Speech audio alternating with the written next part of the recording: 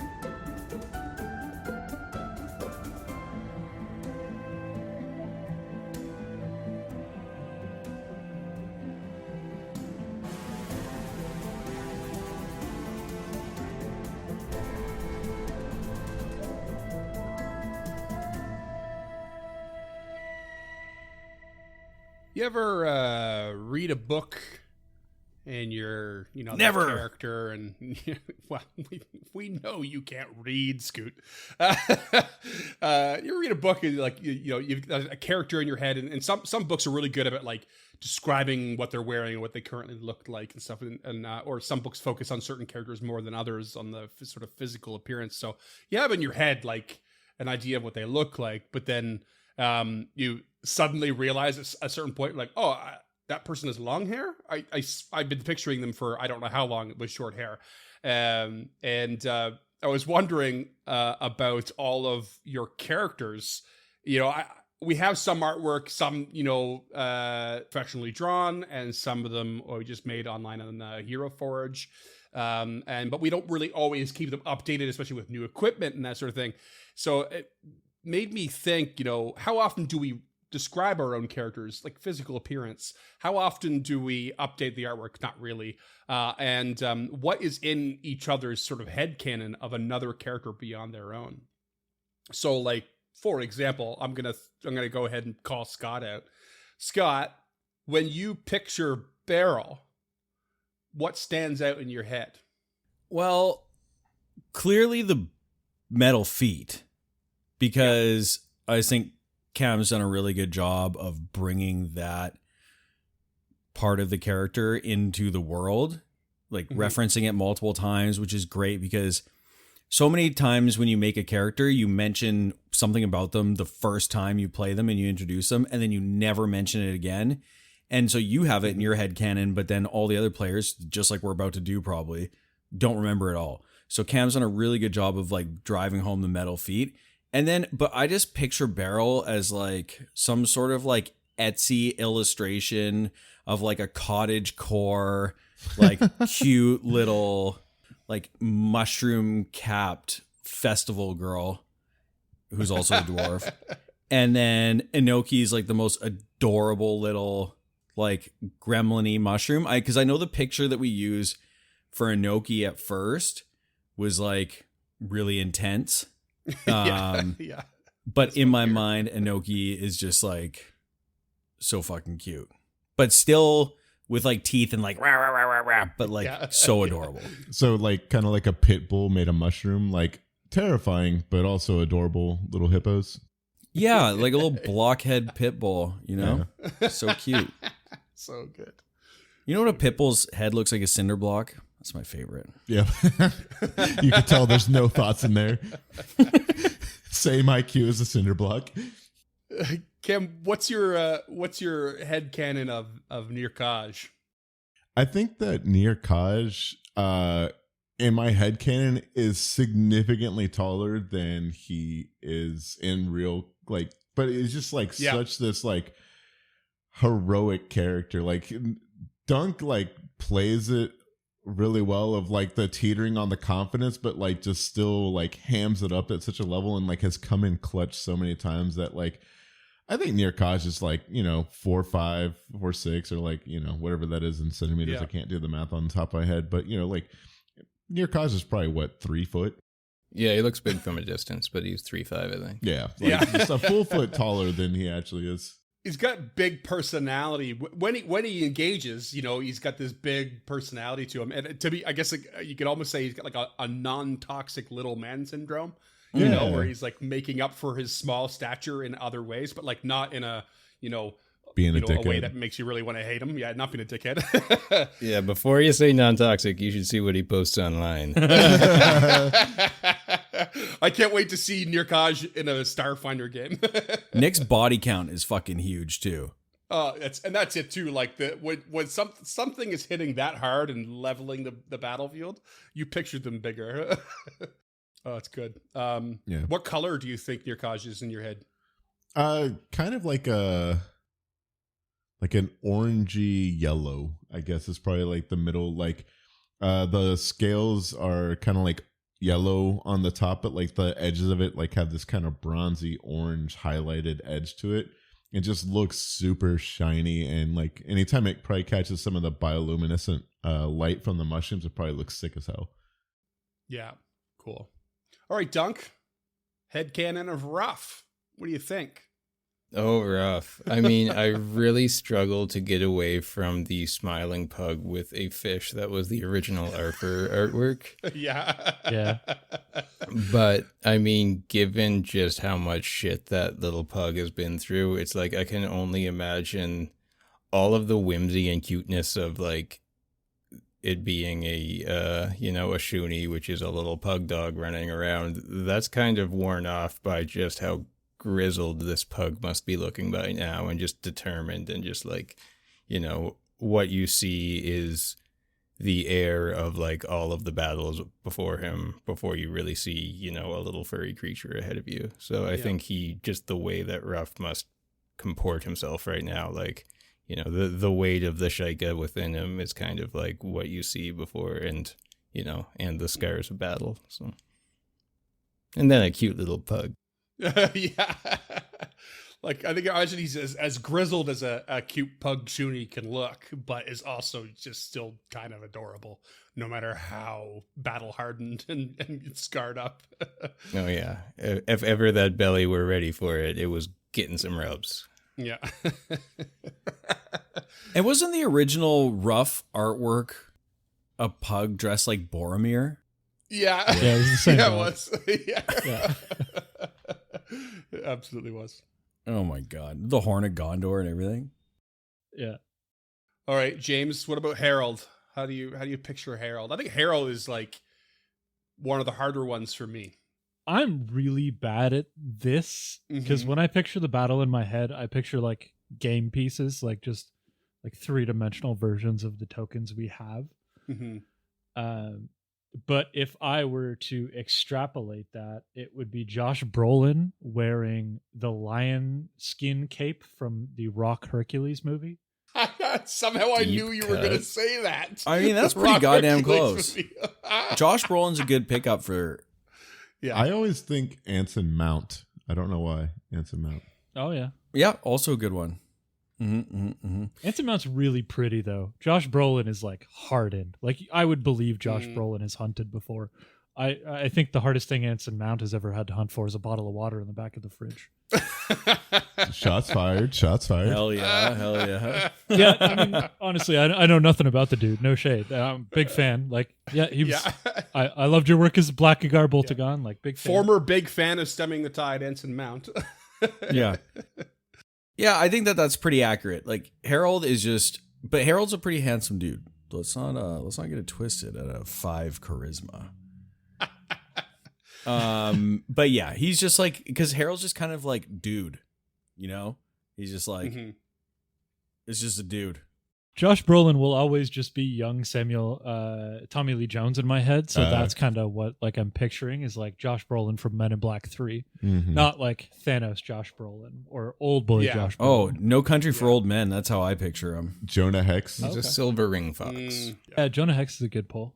Yeah. I bet you that when Harold's got the butcher's apron on, the local ladies swoon when they walk by the shop. He rolls up his sleeves. Yeah. Oh yeah. Yeah. He steps outside to wipe the sweat from his brow after a hard day of chopping meats. They dive in just to get that sweat. Yeah. There's a real shit modern Stallone movie where he's a butcher and like he rolls his sleeves all the way up, so it's just all guns and apron. It's Is it real the prequel good. to Rocky? It's not, but I wish it That's was. amazing. It's, That's just it's how we get that something meat to punch, I thought. Okay. else. All right. Well, Scoot, is there one extra thing about Harold you would like to stand out for everyone at this moment? Like one extra small detail that you think goes under the radar? I think that just when you look at Harold, all of his equipment, I just really want to emphasize the fact that he is so well traveled. Like he's probably been more, I mean, well, now that Beryl's in the party, I know that she is quite well traveled as well, but potentially Harold has been more places than anyone you've ever met. Like that's Mm-hmm. the extent, like he's traveled all over. He's got dirt on him from places you've never heard of. Exactly. Yeah. And so his gear is like an amalgamation of all that. Like trinkets and esoterica hanging off his body, or is it more hidden away in pouches and stuff? No, there's some stuff hanging off his body, but also like his gear. Like he has like pauldrons from one place. Like it's all mixed leathers, like hand worked by different communities of different ethnicities of different places all over. And so it's like really a patchwork, Right. you know, very, Cool. very eclectic. So Of like very obvious different styles. yeah, 100%. Like, you know, one thing is from the realm of the Mammoth Lords, and then the next thing, you know, is from somewhere down south, and it's just like everything is just patchwork together. So, and he's got tatties. I keep forgetting that he's got tatties. He's got tatties, yeah. Yeah, you see those peeking out all over the place. They're actually magic, and I never use them. So, you know, you're welcome, listeners. Cam, anything particular you would like everyone to keep in mind for Beryl? That goes under the radar. Not really. I think I do a pretty good job, and it seems like y'all have a very good image of what she looks like. I mean, I would ask more, I guess, the listeners, like if there's something I can do to like help you remember what Beryl's looking like, but y'all seem to have her down, at least in my head canon.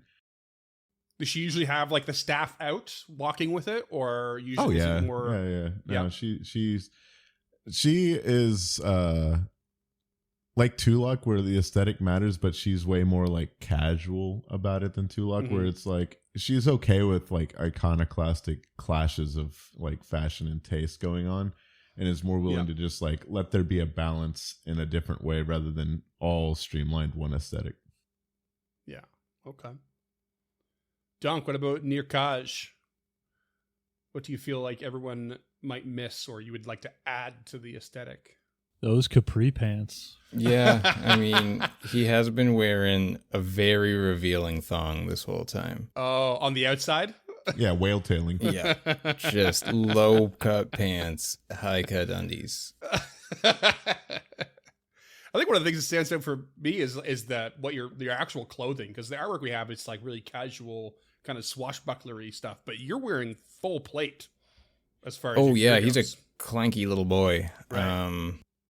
And it had kind of gone by the wayside that he had had some kind of dressings over the plate. Like he had made some kind of attempt to dress himself up as more than he was. And I think by this point that has all just gone by the wayside of he's just trudging around in whatever he can get onto his little body in the morning. Yeah. So it's clearly end game kind of the airs are gone, get it done kind of determination that wasn't there with him before. What about Ruff, James? Not much. I think I do a pretty good job. Like he's a very simple palette for those reasons, light and dark colors. I think the big thing that I probably don't bring up, because why would I, is that his fur used to be black, and now it's like this dark gray, like the pigment is faded, but it's still black in like patches, just very, very few places. Yeah, you ever just see a dog, like it's clearly a golden retriever or like, a chocolate lab, and you look at it and it's just got way more white and gray than it would normally have when it's young. And you could just tell instantly that it's an older dog. Yeah. Even though it's still mostly its own color. I love the idea that Ruff has like gone that extra further, like not mostly his own color anymore. It's really like been put to an old man age. Well, I mean, his whole thing is messing with time, and Yeah. he's died like 4 times so far. Something like that. The I stopped counting, calculation yeah. in dog years is... Yeah, staggering. I think the thing I always forget about is like when you first introduced Raphael, you have the tattoo of the spiral of Pharasma, and I always pictured it like on the side of his head by like the temple. But do you have it over an eye? Yeah, so the big point of this spiral where Faraz, like where it ends, that's Yeah. his iris. Like it's tattooed, Mm, designed around that way. And Yeah. that eye no longer works now that he's back as the Shaika, but Mhm. back when he was a member of the Pharasmic Temple, that's they want to get them in a predominant place, and the reason that he got it on the eye is so he could. The idea was that it would help him see anything that was against the Pharasmic karmic will. Very cool. Well, I mean, I always think it's cool to revisit, like, we revisit how characters are feeling all the time, but just the general aesthetic, we kind of, we love imagining things, obviously. So it's nice to touch base on those things, and those things grow from the moment you introduce a character to whatever iteration they become along the way, or by the end of an adventure. And speaking of growth, speaking of changes, speaking of adding things on, what do y'all tell me about your level ups? Level The up, baby. Long-awaited double digis level 10. I've been asking for a long time. You've been itching, Yeah. buddy. Now, I'm just going to hop right in here because, honestly, Thaumaturge level 10, not as exciting as you'd think, but I'll be damned if I don't make it exciting. Are you volunteering to go first then?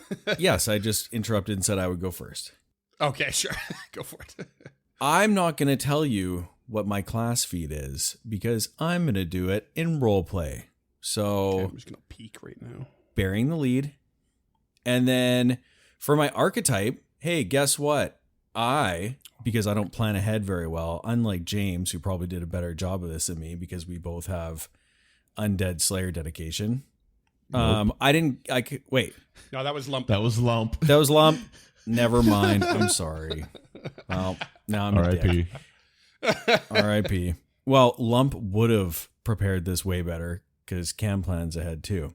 But Scott doesn't. So Scott couldn't take the level 10 archetype feat because I took a different level 6, which was the gear up. So that helped a lot. Oh, yeah. But I took the scout dedication. So I started with level 2. But it's actually sick because I can scout at the same time as avoiding notice. And the bonus to initiative is +2 instead of +1. That's pretty Very sick. nice. So that's I felt like that worked real well for the character. And I can kip up now. So suck it, world. Oh Nice. yeah, keep up with the old skill feat. That's a good one. Yep. That's a And then good I did my my ability scores like a month ago, and I don't fucking remember which ones I picked. Because we're doing the Gradual attribute. gradual. So I don't know which ones I picked recently and which ones I picked beforehand. But needless to say, I made all the right choices, and no one would look at my character sheet and ever doubt any of them. Never in a million years. Just keep in mind that your it's not natural feat does not stack with your scout dedication feat. Whatever. Because they are both. Oh wait, maybe I might be wrong about that actually. Scout. Oh yeah, they're both circumstance bonuses. So just throwing that out there. Who wants to go next? I'll go. I don't have a lot of interesting stuff, but maybe somebody will find it fun. I took overwhelming energy at level 10. As a single action, I can now make a complex gesture and ignore an amount of the target's resistance to acid, cold, electricity, fire, or sonic damage equal to my level. This applies to all cool. damage the spell deals, including persistent and damage caused by an ongoing effect of the spell, such as created by wall of fire. A creature's immunities are unaffected, but yeah, if you have level 10 resistance all, fuck off. Yeah, that's equal to your level. It was crazy. I thought it would have been like half level or something, but Nope. yeah, that's really It good. costs an That's action. really good. Yeah, it's a meta magic, Yeah, basically. yeah. Still great though, because if you don't need to move and you just want to do one Yeah. blasting attack, like you can take advantage of that. Yeah, because getting past those resist all ones are clutch sometimes. But yeah, and then for my level 10 archetype, I stayed in Geomancer and picked up Draw from the Land. I gain a terrain attunement benefit this turn, and it matches the terrain I'm in. I pull strength from the surrounding terrain, and I gain temporary hit points equal to my level. They last for 1 round. Damn. Yep. Okay, that's decent. Also very good. Yep. Awesome. And then Slippery Prey is my level 10 skill feat. Basically just Okay. reduces a multiple attack penalty for trying to escape. Yeah, for escaping. Yeah, okay. And then from there, I because you're a druid, you just get all your spells anyway. But I assume you got some extra slots to blow. Yeah, I have 3 rank 5 slots now. So I intend to be everyone's problem. Yeah, I mean, so status Hell quo. Yeah. Status quo. All right, who's next? Dunk, James. Yeah, I'm pretty quick and dirty here. Yeah, Yeah, buddy. So, like player, like character. yeah, exactly. And now let me talk about my character. Tactical reflexes is my class feat, which is gonna fuck you up, Freeman. So I get an extra reaction every turn, which can only be used for a reactive strike. But Son of a bitch. yeah, you're gonna love that, I'm sure. Because you have a couple other, your dodge away. You could dodge away and reactive strike in the same turn. God. Yeah, and I got the reach and all that, so we're gonna have fun, I'm sure. So, archetype, I'm sticking with the acrobat. Tumbling opportunist means when I do a tumble through or a tumbling strike, I can attempt a trip. So, I'm gonna be tumbling a lot more. I'm already pretty acrobatic, so You can tumble through and trip them. That's sick. I think that is once a minute, and you have to use your acrobatics. yeah, once a minute. Oh, you use your acrobatics for the trip? Oh, it says you can use acrobatics instead, but you don't have to. Yeah, which I would be using acrobatics because it's higher. Oh, is it anyway? Okay, cool. Yep. I also took Kip up because we're gonna get knocked down and get up again. Another kip up. And- Okay, nice. For all the tripping you do, it's so advantageous. It's easy to see how it can be turned against you. Eh? Yeah, turnabout is fair play, and the real fun part is my AC is 30, so bring it. Oh no! I gotta roll a 40 to crit you. That's crazy. Something like that. If I no don't problem. dodge away. Yeah. Yeah, and that's me. Okay. Awesome. James. Ability boost was a partial to strength. Yeah, not a crazy one for me either. So my Magus feat, I took Dimensional Disappearance. So at the end of my Dimensional Assault, I'm now invisible, and I can choose not to make a strike. So I can just teleport and be invisible half my speed now, which is great. Tight. Cool. So Focus point tight. for that. That's wicked. Yeah. Yeah. I'm sticking with Chrono Skimmer for my archetype. So I chose Borrowed Time. So once per minute, when my turn begins, I can reach ahead of the time and become quickened.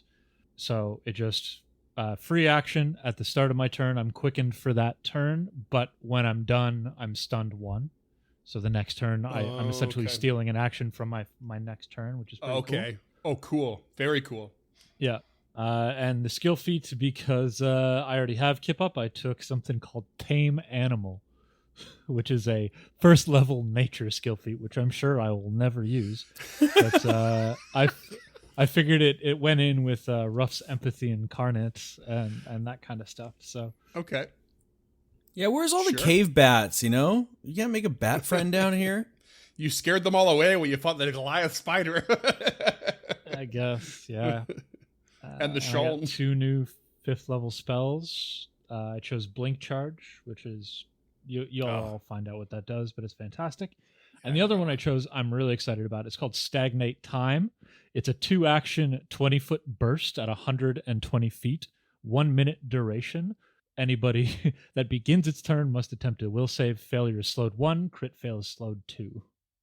So just a realm of slowed. I A love will that. save slowed instead of Yeah. a fortitude. That's in an area of effect. That's pretty awesome. I love that shit. Really excited about that one. Yeah, Mhm. that's cool. Yeah, I love the time-themed Magus. It's so cool.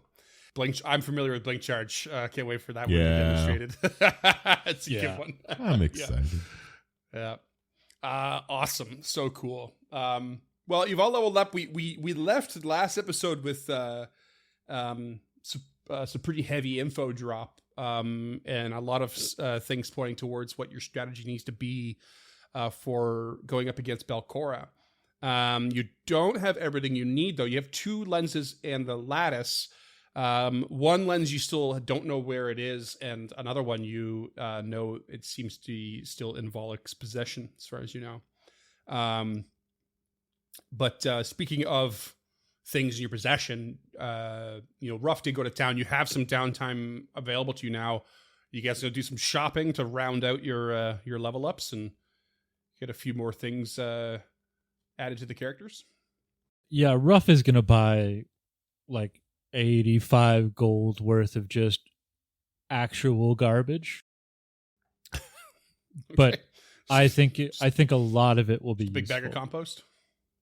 Yeah, I mean, like Marvelous Miniature, a second boat, so we're not so pissy about spending the first one. Yeah. A bird feather token, which is pretty cool because you can just like Sparrow to Morlabint just as an action. Oh, okay. Like send a sparrow? Or Yeah, Okay. it like creates a bird that allows you to send a message. Oh, cool. Very cool. Ruff just needs some retail therapy up in this bitch. Yeah. Yeah. I'm getting a rope to replace the one that he strung across the water to tightrope Sure, the yeah. group across. He's gonna get a smoke ball because I think that'd be pretty fun. Like a 5-foot puff of smoke and then a dimensional disappearance. So he was in one spot, teleports to another, and is invisible in the other, just like as Nice. a defense You strategy. vanish. And I want to get a brass ear. I'm not really sure why we didn't buy this earlier, but it's 1 gold piece. And if the barrier of a door would normally increase our perception check to hear sounds, this will only increase the DC by half as much. So like if a door Oh. would add like DC 10 to a check, Right. this would make it DC 5. Oh, cool. That is neat. That is very neat. Not the sort of thing I've needed to like calculate usually because like too much anyway, but it's cool because that's gonna allow me to like kind of reverse engineer like what's the DC for perception check in this room. I usually use that as a guide for like what are you hearing around, like what's the room made of and like what are the doors made of and stuff like that. So now I can be like, oh, I think that DC as a general rule is set with a +5 to it for difficulty, and then I can that's cool. That is a neat little item. I like that. Yeah, for one gold piece, like it reduces, the trouble of going into a room. Like the idea is that we can hear better. Listening up to walls and stuff. So he's gonna buy that for Nick, I think, because Nick tends to be the one listening at the walls, or Beryl with her 19 perception. Yeah. But I do want to spend 140 gold to get the +2 resilient rune onto either Harold or me. Harold seems transfer like that, yeah. a more fragile person than Beryl somehow. But yeah, I do want to spend 140 gold to get Harold the +2 resilient rune for my squishy little gilf. Just because 118 hit points, baby girl, what are you doing? So +2. How can it be or so +2 hard? on the armor? It's so soft. It's a conundrum. It's part of your allure. Yeah. Wasn't there a piece of armor that we debated putting on? The chain shirt. Yeah. We had debated whether or not that Harold would put that on, depending on what Harold increased for his ability modifier, which Scott's not sure which one he picked because it was a side grade right away. But the chain shirt, 3 dex cap, and the resilient hide is a 2 dex cap. Scott, I'm quite sure you had 2 dex before, and I'm quite sure that you increased your dex on this one. So you actually want to wear the chain shirt now instead of the hide. All right. Because that would just save you the money from transferring the rune. I'm just going to equip that to you right now. And that boosts your AC by 2. Equip me. So you went from 20 I think you went from 27 to 29. Yep. I am the Nice. only one still at 28. So that makes sense. You have a spare now, +1 resilient on the hide armor. Could be sold, could be transferred again. I don't know what you're all missing, but yeah. I don't have a +2 armor, but I do carry a shield, so I'm usually at 30. How much is a +2 potency? I didn't plan to take anything because I'm still the new character. I'd love to get a +2 resilient on you, though, if we have the money, for sure. I feel like that's a way better use than... You don't have the +2 rune. Yeah, we'd have to buy that. Yeah. Well, we can get 250 for the resilient. Oh, we don't. It's not a resilient hide. It'd be just a +1 Freeman because the resilient goes on. The chain shirt's already resilient. Yeah, it's already. Oh, it is? Oh, I okay. didn't. Yeah, I didn't transfer any runes. Gotcha. All right. Yeah. So we'll sell the resilient armor. Okay, we have enough to get me a +2, so we'll put it in that order. Hell yeah. And what level is our potency rune +2? It's going to be, you have to send away for that. 11th. So it's pretty big. Yeah. So you have to send away for another one if you want to place the order. Harold's got all of his like patchwork, like leather armor that I was talking about earlier. And he just slips on this like chain shirt, but just somehow pulls it off so well, Scott, can we add runes to your cleaver or something like that? It has runes. Yeah, I think he's fully ruined. I'm fully ruined. +2 wounding corrosive. Oh, it doesn't say it in the equipment section. He renamed it to the Cleaver. Yeah, that's right. It's sick. He renamed it. That being said, I think you all have like more or less have +2 weapons now. That probably means there's an extra slot for like a property rune that someone could be filling right now as well.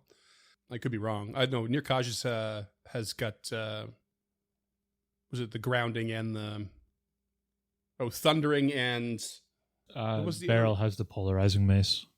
Oh yeah, but what's the one you have that roots people? Rooting. Rooting. Oh, for some reason, it's not on your weapon right now. You idiot. It's called rooting. It's not the thinking grounding, but that's the name of the weapon, the grounding spike. Who called me an idiot? Okay, there we go. I put it back on your weapon. Okay, and then Ruff, you've got shifting, striking. Yeah, Ruff, you have room for one more rune if you want to purchase one property rune. Yeah, Just saying, I'm sure he if does. you're setting away for a +2 armor room right now, you might as well add that to the shopping list. Yeah, he'll do that. Okay. and I'll take suggestions because the one that comes to mind is Bane, and I don't think we're going to be affording that anytime soon. Or, and hear me out, we could start getting people obsidian goggles greater so that you can get night vision and we can turn off the lights. Oh, that'd be so nice. I fucking hate having stupid human eyes. How much are those? $12.50. How many do we need? 3? One for you, one for Harold. I mean, we got enough for that, I think, don't we? $12.50. If we sell the adamantine worm hammer and the striking battle axe. Yeah, that's enough right there. We could put off for 2. But also, what does Nick need? Because I think Dunk had some ideas. I don't need anything. I wanted to get a fire jump ring. Is that what it was called? Yeah, fire jump ring. Because there's a lot of fire around and jumping around would be fun too. But the night vision would be much more useful for you guys. In the short term, he just wants a couple healing potions. So I'm going to take 24 gold out of there.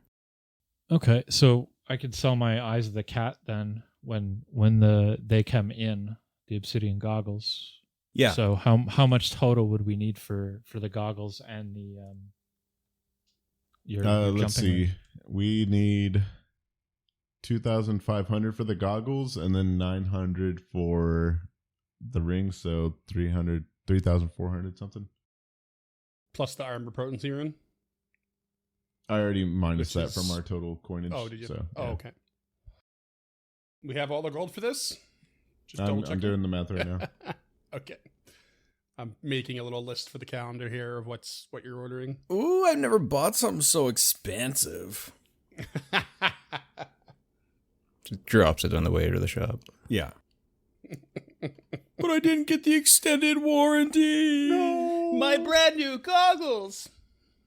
Just scratches the lens right out the gate. Yeah, Yeah. someone just steps on them as they fall to the ground. Crunch. Not See cool, perfectly fine in the man. dark, but there's this big scratch across the front. Ugh. Yeah, just pretending he didn't fuck him up and running into things the whole time. I could probably sell my crossbow to get us across the finish line. Hang on. I think we're not really in the need. I just sold that. 20 gold short right now. I got 27 gold. Yeah, just throw that in. So we need 34.40 total. Okay. I hadn't added in the crafting lens or the healing, so Harold just slides over 27 gold pieces. Don't spend it all in one place. That's the entire point. So 2 sets of obsidian goggles. Greater. Greater, yes, thank you. 1+2 fire or armor potency rune, 1 fire jump ring, another property rune for rough or no? Can't afford it. Can't afford it. We have like 15 gold left. All right, I'm saving that in the calendar. It will arrive in 4 days' time. Fat stacks. My. That's a big spend. I love it. Harold takes the last platinum piece and puts it where his tooth was. That's what he gets for biting platinum all fucking day. There's your extra little tidbit of aesthetic for Harold. Actually, missing a very frontal tooth. You just seldom see it behind his mustache. Yeah, that was that last partial charisma to get me to the 5. He's not a very serious person, just doesn't like to smile in public. Yeah. I don't want to blind anybody. Well, with a lot of shopkeeping out of the way, how's all the characters feeling, and what's the plan going into the vaults next? I can't remember if I reminded you last episode or not, but we talked about it off air. You have the mysterious ebon doors, of which now you believe you may have the key for, but there are 2 other sort of offshooting kind of caverns or caves or tunnels that you have passed by but have not investigated. Yeah, we were talking, and we definitely want to do the northern passage first, and then see what takes us that direction. Just in the name of completion, and then we can go to the southern one because I think Ruff's still a little afraid that that southern one is going to lead to an Erdefon nest. Okay. I mean, the northern one makes sense because you passed directly by it just before you encountered the Gogateth. And you kind of went right by. The other one is a little like farther beyond the mushrooms and near like the sort of cottage or what have you that you found the Calignian.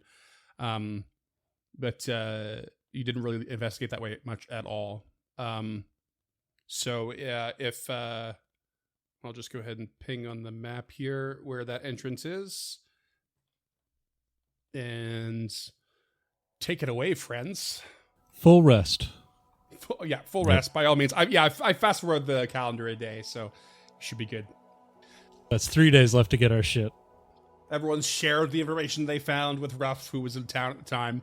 And you're walking back into the caverns. How's everyone feeling? Tired. Tired. Does the Pretty good and tired.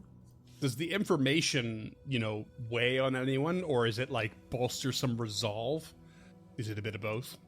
I think the information just adds to the weight that Ruff is feeling. Like, this is the end game as far as he's concerned. Like, we're on the cusp of finishing this task, and he's just tired. And I think he's ready to go home, whatever that means at this point. Yeah. I think Beryl is still pretty hyped to be here. Hasn't experienced any sort of real death yet. Tons of cool mushrooms to look at. Realizes that it's serious and is taking it as such, but is also just excited to be on an adventure again after, their old party retired and got old and human. Man, Nick's pretty ready to fuck some shit up, I think. Yeah. I think Harold's in the same goddamn boat. The two of them with varying levels of heroic experience, motivated by maybe slightly different reasons, but you're certainly closing in on the end game, like Ruff said. I could appreciate like an eagerness for either of you. Probably Harold just like wants it done with. Nick, being a little trepidatious, but also kind of like, this is my chance to actually prove I'm a hero. Yeah, I mean, plus they all just leveled up, so. Yeah, feeling good. All right, so you make your way into the hunting grounds, past a bunch of these mushroom patches that you've passed through by before. Still quite still and stagnant in this cavern after a lot of ruckus has happened over the last few days. All right, you're heading to this cave, or actually, it's really quite a narrow tunnel. It probably reminds you a little bit of like the Gogateth's lair, the entrance to that. Kind of leads to the east and north a little bit. Who's taking the lead on exploring the unknown? I think Beryl will, because greater dark vision, raise the shield, good perception, just seems smart. Yeah, I still gotta stick near Ruff until I get my goddamn goggles. Sure. All right. So who's pulling up Beryl's flank then? Nick, and Ruff and Harold in the back, or? Yes. Okay. But don't call it pulling up her flank. And Harold is avoiding notice, not using the scout feat yet because he's not in the front. But maybe when I get them glasses. You don't have to be in the front to scout. Oh, technically. scouting. Yeah. Okay. Scouting and avoiding notice. You're pulling rear guard. Yeah. Ruff will detect magic then. So you shimmy your way through this narrow passage, and it does, before too long, start to open up. And there seems to be a cavern ahead of you that has like some like sort of protruding sort of natural stone shelves along its perimeter. Why don't you go ahead and roll me a perception check, Beryl? I'll think about it, and then I'll do it.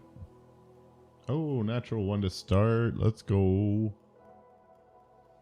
Yeah, you. I do have 2 don't hero points. notice- You know what? I'll go ahead and use 1. Oh, thank God I did. I rolled, a 3 this time.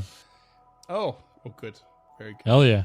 Well, that still will be enough, given you have greater dark vision. And you come in here, and there's this sort of change to the atmosphere that you don't quite get right away. You can feel there's like almost like a texture of the air that kind of seems odd, but you don't really know what it is. But then your eyes catch that there are sort of like hanging streamers, I guess, of mold. There's like a natural mold that has like formed across and above your heads that are like streamers from like different points in the ceiling and walls. Whose birthday is it? Give me 1 second. I just want to take a look at these while I have the time. God, rolled a 6 for a 27 to identify these peculiar vegetation. Sure. It seems that they're definitely adding to like a slimy kind of mold. So that's what's adding to the atmosphere. There's like a weird sort of slimy moisture texture to the air around you. But these particular like sort of streamers, as far as you know, are not dangerous in any way. Just right environment for them to foster, grow. Okay. Keep going into the cave. Yep. I said cave really funny. I don't know why. In the I think I was cave? going to say cavern and cave at the same time, and I said cave. As you walk along, anyone else want to roll me a perception check? A 35 from Nick. Nick, yeah, you notice that there, as you get farther in the cave, there looks like a couple of maybe shiny little coins on the floor, kind of spread out in different spots. Ooh, loose change.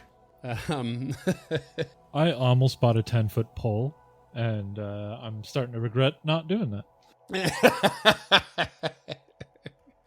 Yeah, this is got all the trademarks of a trap, doesn't it? Is any of the Everything seems coinage fine. in reach? There's coins scattered about for you to grab freely. You'll have to approach said coins. They're not in reach yet. What are the coins made of? Like, are they gold, silver, electrum, platinum? Hard copper, to the say other from one? the distances. They're definitely covered in dust and mold and debris. So Oh, okay. All right. Even if rough shines his light at it. yeah, you got to get closer. I'm more of a paper guy. Yes. Okay. I suppose we can keep moving. Don't take the coins yet, in case there is somebody here that belongs to. And stealing is wrong. We don't do that. As Beryl just keeps inching forward. We would Very never odd steal. concern coming from Beryl all of a sudden. We would never steal. Stealing is wrong. Crime someone's is not listening. cool. Yeah. Scruff, McGruff, Chicago, Illinois. This is Oh, one God. party Where? that like Fucking narc doesn't dog. have an issue. This is one party that I don't think has an issue passing all these coins. Yeah, we just dropped like $3,000. Yeah. Fucking chump change. You're not in this for the money, that's for sure. Yeah, there's no like thief like robbing from the party. You know what I mean? Like, Yeah. Kill rough, and that might change. Oh boy. Say less. Yeah, just keep pushing in. Like Okay. I can see the end of the cavern, so Yeah. So you get closer to like the sort of back shelf of the cavern, and near Kush. Is this where your big so- friend is? in case it's not clear, that if you zoom in a bit, this is the shelf, the sort of like primary shelf that it goes across a big part of the cavern. But that's where you see the coins. You can kind of see them on the map. These little specks. You know, I expected them to be more organized than this, to be honest. Oh no, dragon hordes are what is the word? Elegantly disheveled. They do say that. it ain't like DuckTales. Woo. Is there sign of dragon here? Does this look like No, not as far as you can tell. No, it smells nothing like him. Can Harold do a nature check on this to see if it's a den of some sort? Sure. Or barrel? Natty fucking 20. Esoteric lore with my -2 is 39. What were you trying to roll for that there, Scoot? You know what? Because James prompted it, so exactly what he said. I'm trying to see if so this. you're just trying to steal his thunder, is what you're saying. Hey, I asked if he asked if I could roll it. Oh, did you? Okay. Yeah. Yeah. He Oh, was yeah. like, "Can I Yeah. roll nature for this?" And then Scoot's like, "Natural 20." No. I'm giving their characters Oh, okay. actions here. Yeah, no, I'm rough- taking rough instruction. actions, 13. Yeah. In that case, so natural 20, esoteric lore. In this case, this seems like as much as the dragon you have encountered can burrow through the earth, this doesn't seem like a very ideal cave for a creature of that size to like make their nest and home. It's like it's definitely hidden away, but also you don't get the feeling that dragons necessarily want to hide that much. When you're near, they want you to know they're near. It doesn't look like there's anything near. Ruff's just gonna hang out near the back, like the entrance of the cave, and let Sure. them go to the shelf. Okay.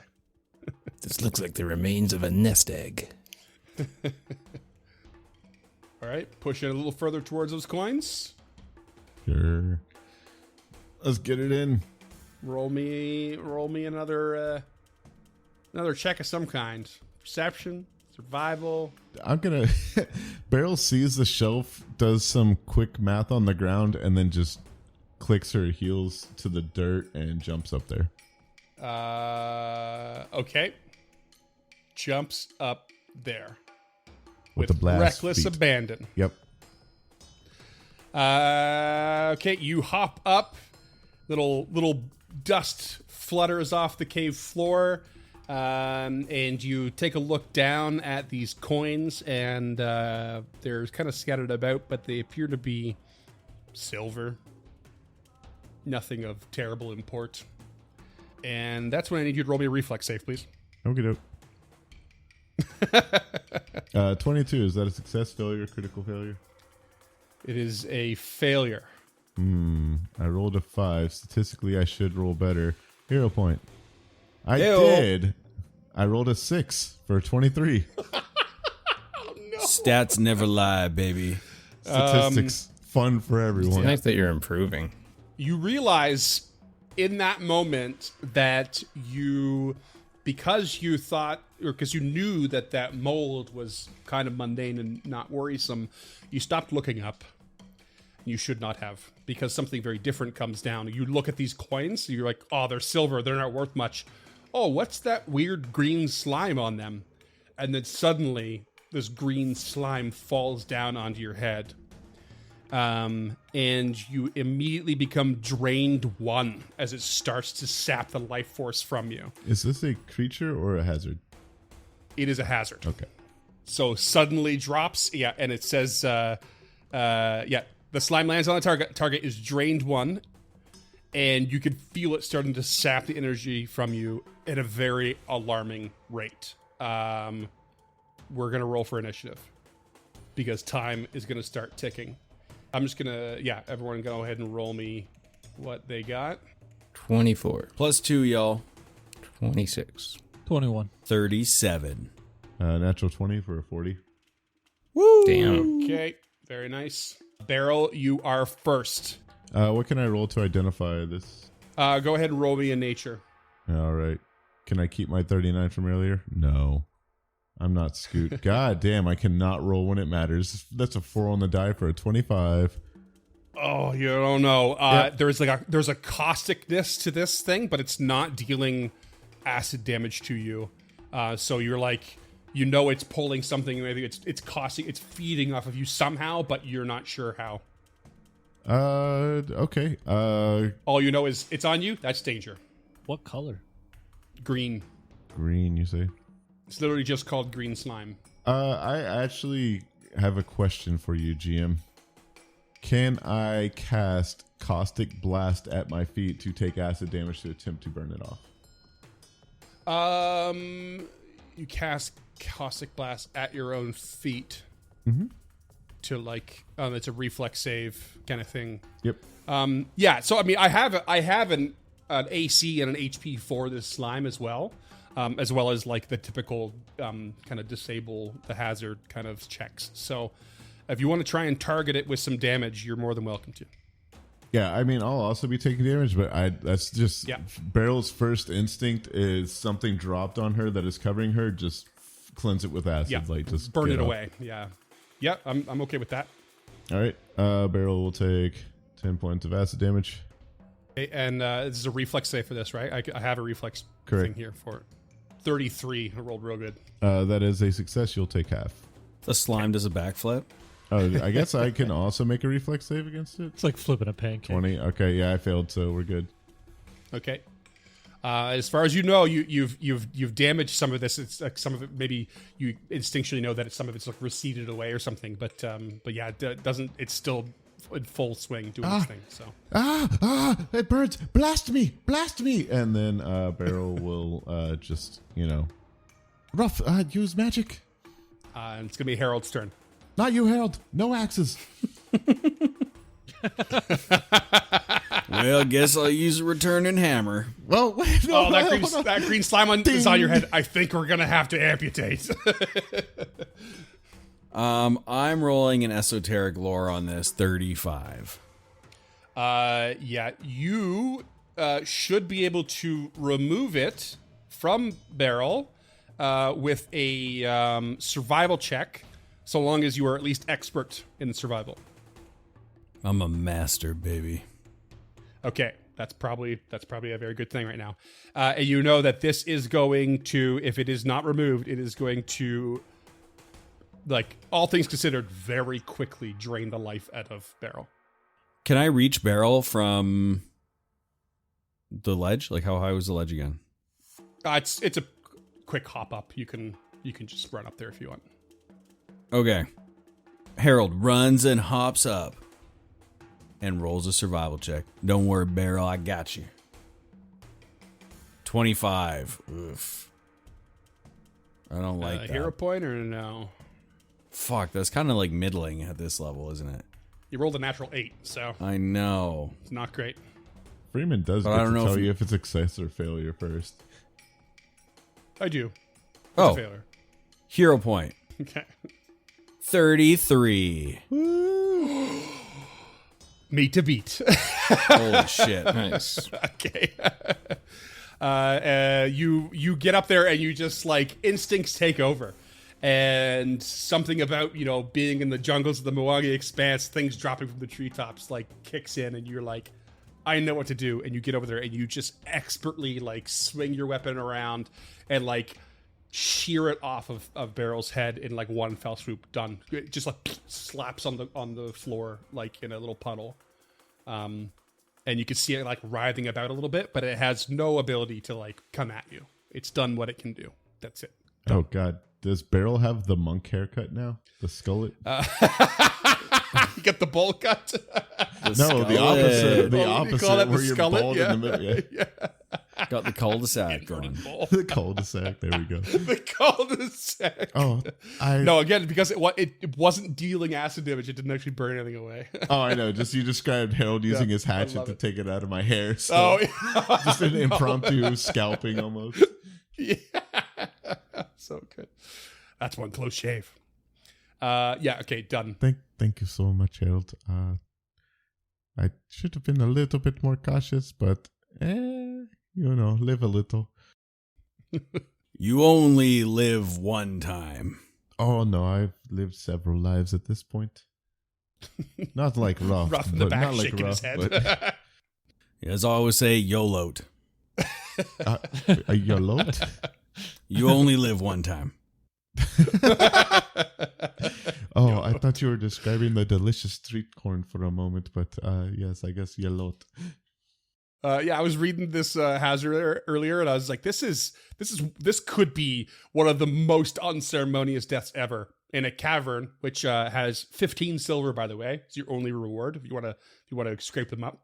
And this slime that drops in your head if you don't spot it, and It basically, if you don't take it off with a 33 survival expert check or kill it as 200 HP, every round it makes you drained 4 or drained 1, increasing. And if you go to drain 4, the next time it increases, you immediately die. So it's still it's 5 rounds, but like if no one can pull it off and you can't get the damage in time, that's a very, very quick way to die. That'd be real funny. For nothing. You're welcome. Yeah. Good old green slime. That was great. But yeah, otherwise, not much going on. Hazard averted mostly, although Beryl was Averted drained 1, with her face. which sucks. Yeah, there's nothing else in this cave, I'll tell you now. You Perfect. could, if you want, destroy the slime, but, you know, in case it hurts something else. Double it and leave it for the next one. Hey, Belcora, come over here. Virtual present. We just fill a water sack with it. Whip it around like a water balloon. Well, Let us keep moving. It seems it's time to be hitting the trail. To the southern passage, then. Yes. indeed. To the southern passage. And you guys are going way past where you need to. Well, you didn't tell us where to go. You've gone so, oh my God. Harold, where are you going? Harold's making a break for it. He's like, I'm free. Harold's going on vacation at the lake. become ungMable. I thought we were going to the other side, but I guess I'll just come on back home. No. So you're now heading to an area that you never really passed by. It's on the other side of the lodge here in the hunting grounds, behind a bunch of like natural stone pillars. You know, remember this cavern's massive, so they go way up into the ceiling. These big patches of mushrooms, and as you make your way beyond the mushrooms and into the cavern opening, you realize that it starts to become the sort of biome changes a bit, and there seems to be like more of like a muddy morass that's now on the floor ahead of you, and there's vines and different like clinging vines and like thick fungus that's not like the big mushrooms you've seen before. In a way, it's actually quite reminiscent of the fogfen itself on the surface. I was going to ask, is the air denser? Yeah, you get the feeling. It's not like producing a bunch of like gases like maybe a surface swamp would, but No, but like a bog, you can tell that the air's way down with moisture. The humidity goes way up. Absolutely. That kind of area. Absolutely, yeah. So is it just a bog? Yeah, more or less. Yeah, it's but I mean, like it looks like you can traverse it though. It's nothing. It's not going to be like super deep. You're not like walking into some giant sinking quagmire yet. Confidence inspiring. Yeah. Why don't you roll me a perception check? That I can do. Yeah. It won't let me. Oh, no, that's because I'm clicking initiative. Like it's my first day. 27. Yeah, you can see ahead of you that it seems to branch off as forks away to the a bit to the east, and then another passage a bit further to the north. Beryl or somebody else ahead, Nick, that you want to roll me a check real quick too? 35. Just for funsies. Oh yeah, 35. Very nice. 29. 29. Beryl has not rolled above a 9, I think, yet. Nope. There was that one natural 20. Yeah, I got the 20 on the initiative. Yeah. The important one. Yeah. You notice, Nick, I think you're the one who notices from this distance before stepping in. You notice that there seems to be kind of like where the fork in the cavern splits. There seems to be rather large bones sticking out of the mud. What type of bones are those you're seeing over there? What type of bones do I see over there? You can't tell from this distance. They just seem to be, they're protruding a little bit, but like they're obviously like at least one of them is quite large in size. They're fresh enough to be worrying. And how far away are these bones? Right where the Area? Oh, over there. right where the fork Okay. splits. I can't see that far. So, Okay. well, I'll take a look once we get up there, but I can't see what your little cobalt eyes are looking at. Just tread carefully if we're going forward. I'm sure whatever ate that is still hungry. Well, how deep is this here water? It's shallow enough. It's gonna impede your movement a little bit, but for now, but it's not like super deep. It's Harold traversable. grips the cleaver and steps forth, scouting ahead. How deep does Ruff sink into the bog? Because he's not tall to begin with. If it helps at all, according to the adventurer, this is technically a fen. I don't. So, I'm gonna give you difficult terrain because it's sticky, muddy, but like you're not sinking in like a foot down. A low, marshy, or frequently flooded area of land. The fog fen. Exactly. Yeah. Fair to say that this is not currently flooded. Okay, so I think the difference between a bog and a fen is whether or not it's flooded. Oh, really? Okay.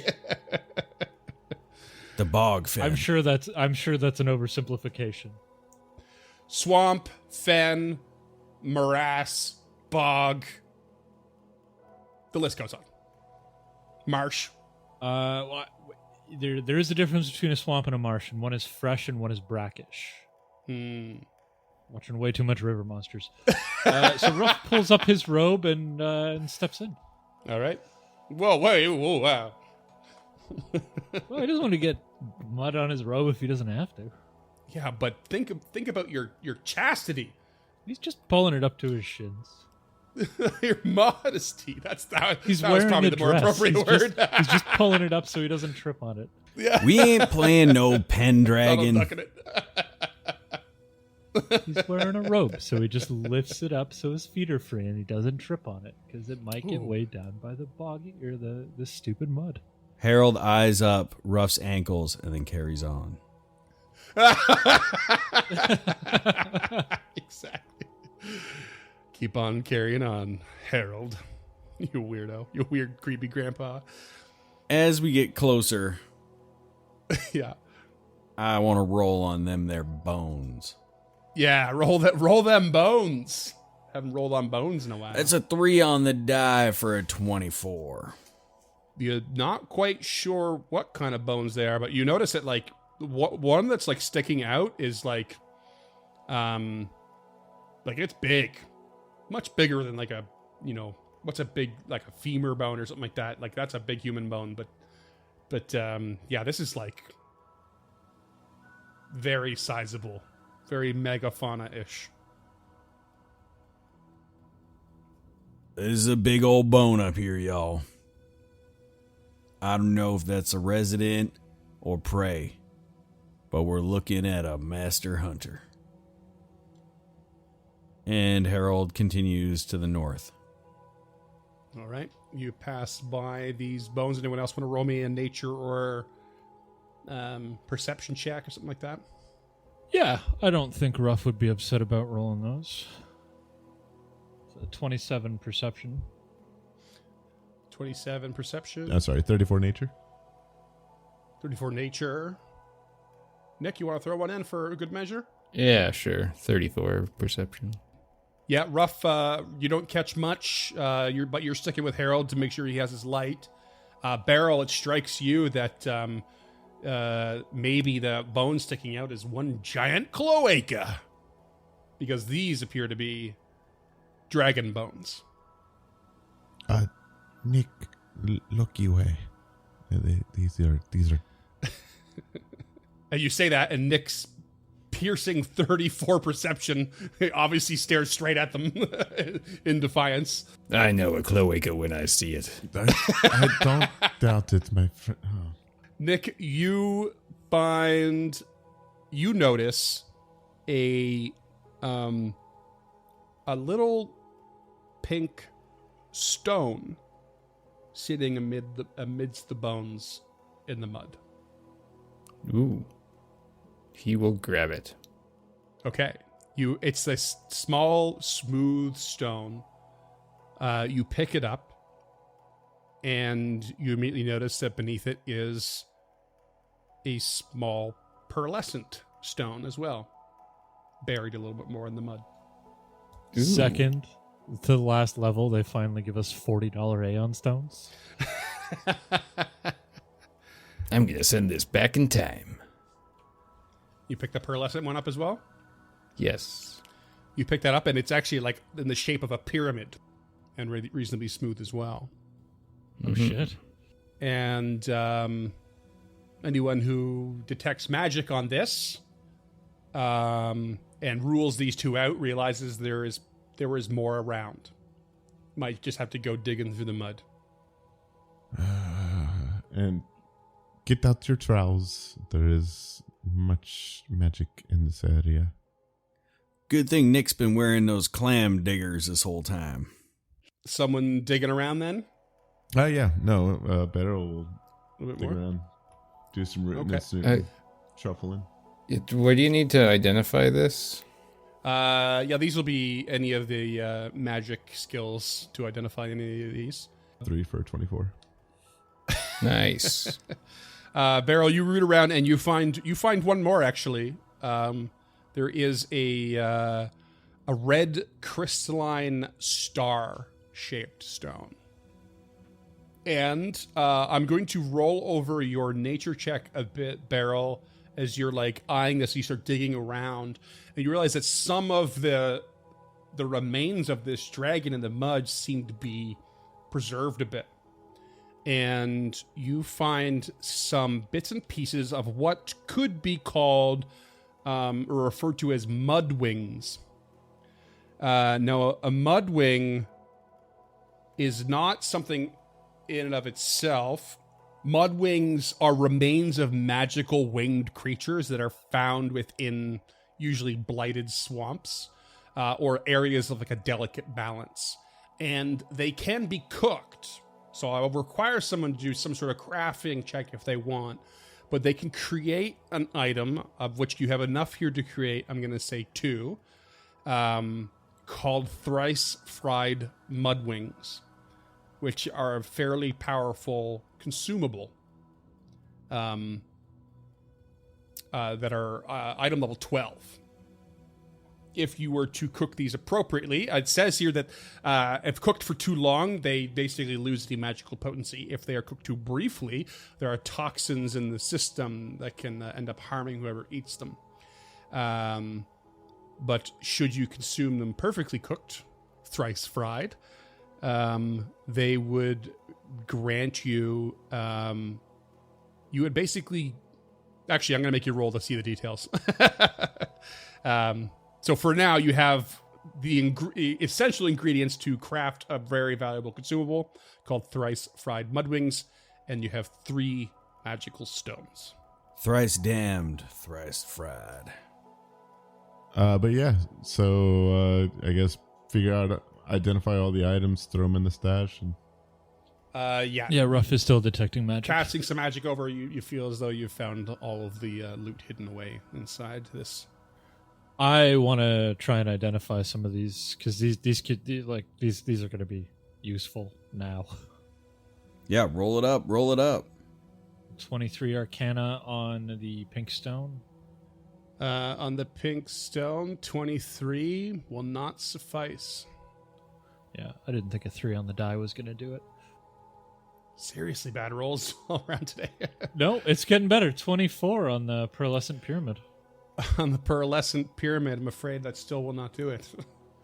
All right, 25 coming. Give me 25. 24 again on the red crystalline star.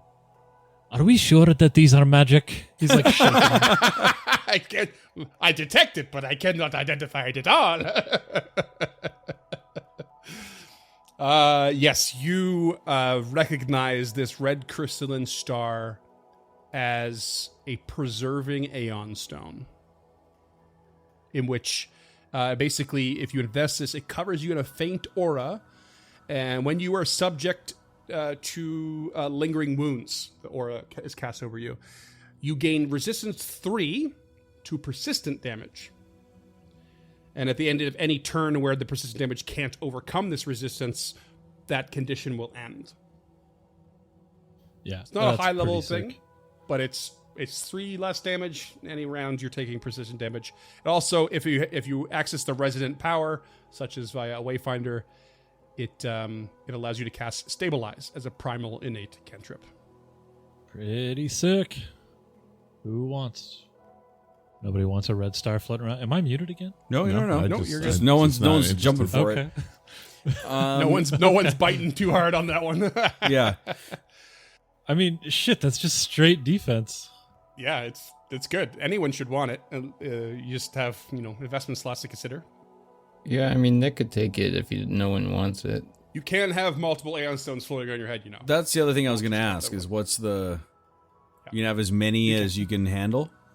Basically. For Aeon Stones, the limit is 10, as many as you can invest. It's like a planet. Yeah. Just Ruff isn't, he doesn't get a whole lot of persistent damage, so I figured it might be better for one of our frontline fighters with, bleed or acid. I'll take it if no one else is jumping at it. Oh, Nick already has one. I didn't even know. Yeah, I guess that's where I get that persistent damage 3 resistance. Yep. So, Oh yeah, Makes sense. Yes. Uh, Must have bought that when you made the character. He did. Yeah, I've got a lot of rooms for invested That's items. so funny. All right, I'm in. I'm 9 out of 10 invested, though. Probably should have taken the feat that I could add 12, but I didn't. It looks like Freeman. Is there more up north? It looks like this leads somewhere. Yeah, there's more ways to go. Yeah, on the fork on the road. Harold, I think it would look quite dashing on you, and I mean, I think I've rolled. How many items were there? Because I rolled on one of them. There's 3 total. There are 2 more to be revealed. 38 and 30 to identify them. Which one do you want to do first? We'll go with the pink stone. Yeah, go with pink. Pink stone is what is known as a delaying Aeon stone. Oh, If you have this invested, when you would die from the dying condition, typically dying 4, this smooth pink stone automatically activates and reduces your dying value by 1 less than would normally kill you, typically dying 3. The stone then permanently turns into a consumed Aeon stone, so it's inert. You can only benefit from this ability once per day, even if you have multiple such stones. It also gives you a rank 1 heal divine innate spell to cast once per day if you like. But yeah, it can save you from a dying condition that kills you once. I'm happy to take that one, go for it. but I understand that I am not a frontline fighter, and it's more likely to What? be used with me. You are a frontline are? fighter, brother. You're I a mean- Magus. And you've already died enough, brother. You go on and take Play that both shit. parts of the battlefield. All right. Ruff All right. now has a purple floating ball around his head. Nice. And the pearlescent pyramid. The pearlescent pyramid is known as a pearlescent pyramid Aeon stone. Whilst invested, it grants the user the benefit of the Ghost Touch property rune on all weapon and armor unarmed attacks.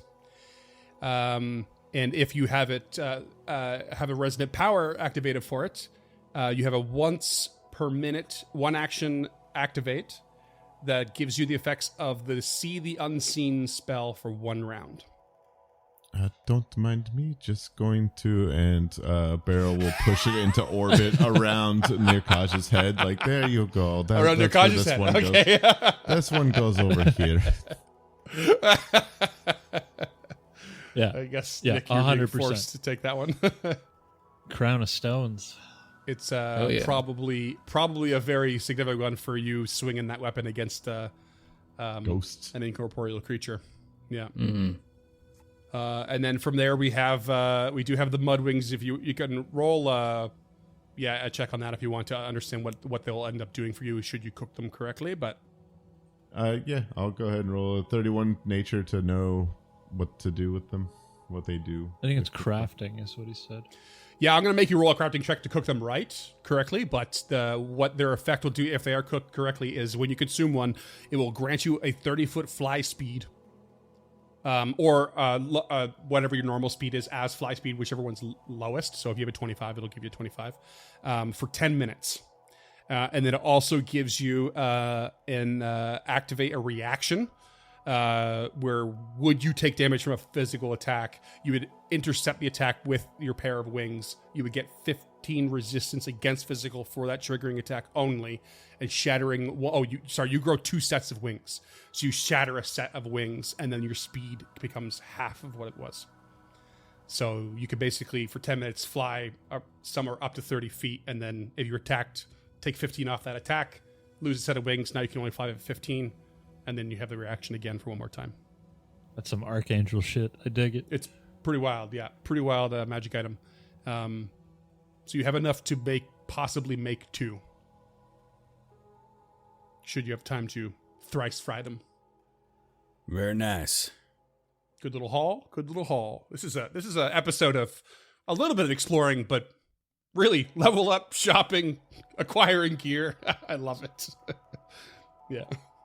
But that's all you find in this area. You can continue north, like Beryl suggested, I think. I'll scout on behind.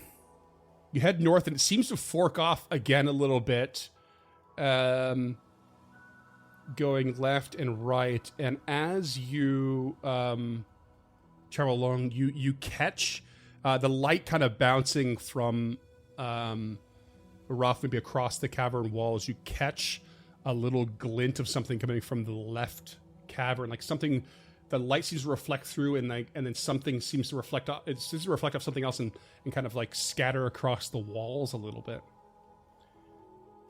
And as you kind of follow that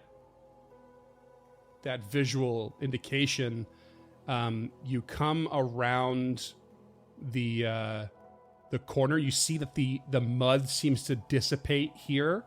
It becomes more of a rocky cavern again, and you round the corner, and you see in the middle of the cavern a literal pile of coins mounted up in the middle of this small cave, piled together with various bits and pieces of equipment, old weapons, old armor, and lots of shiny little things. Shit. Ooh, free money. And then you just hear the coins ding, ding, ding, ding, ding, ding, start to jingle and jangle as you feel the cavern begin to shake. And that's what we're going to call it. Oh, you fork off, Barn. Oh, baby.